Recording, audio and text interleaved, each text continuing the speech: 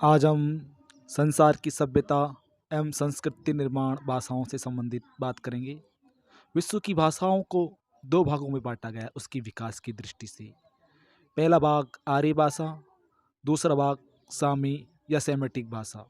और आर्य भाषा को भी दो भागों में बांटा गया है, एक पश्चिमी शाखा और एक पूर्वी शाखा। और पश्चिमी शाखाओं के अंतर्गत ग्रीक भाषा, लैटिन भाषा, टूटानिक, फ्रेंच, जर्मन, इंग्लिश आदि भाषाएं आती है।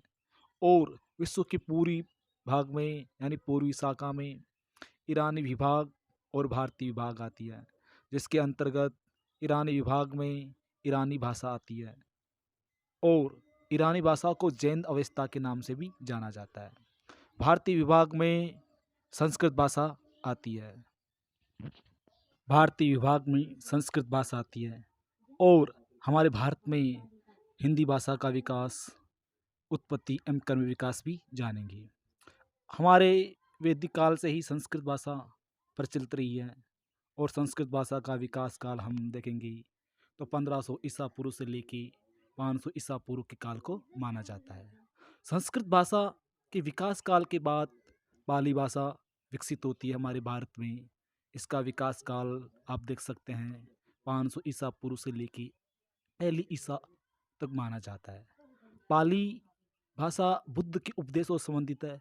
जो महात्मा बुद्ध का काल है, जीवन काल, और उनके उपदेश भी पाली भाषा में ही दिए गए हैं।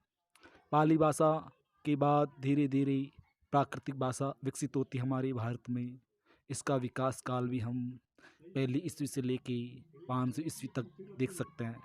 उस समय यानी इस काल में जन सामान्य की भाषा कही जाती है। लोग आम बोलचाल में इसी भाषा का प्रयोग करते थे। धीरे धीरे प्राकृतिक प्राकृत भाषा के साथ साथ इसका विकास काल होने के साथ साथ अपभ्रंश भाषा भी विकसित में आती है।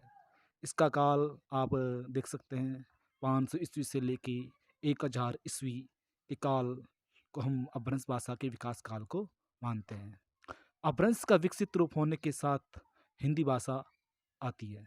हिंदी भाषा का विकास काल जो हम वर्तमान में हिंदी भाषा का उपयोग करते हैं, यही हिंदी भाषा का विकसित रूप है।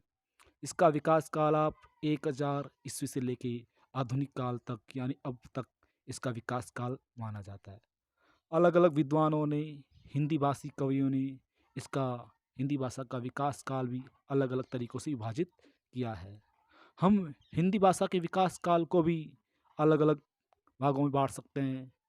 इसे आदिकाल, वक्तिकाल, रीतिकाल और गद्यकाल, जिसे हम आधुनिक काल के नाम से भी जाना जाता है।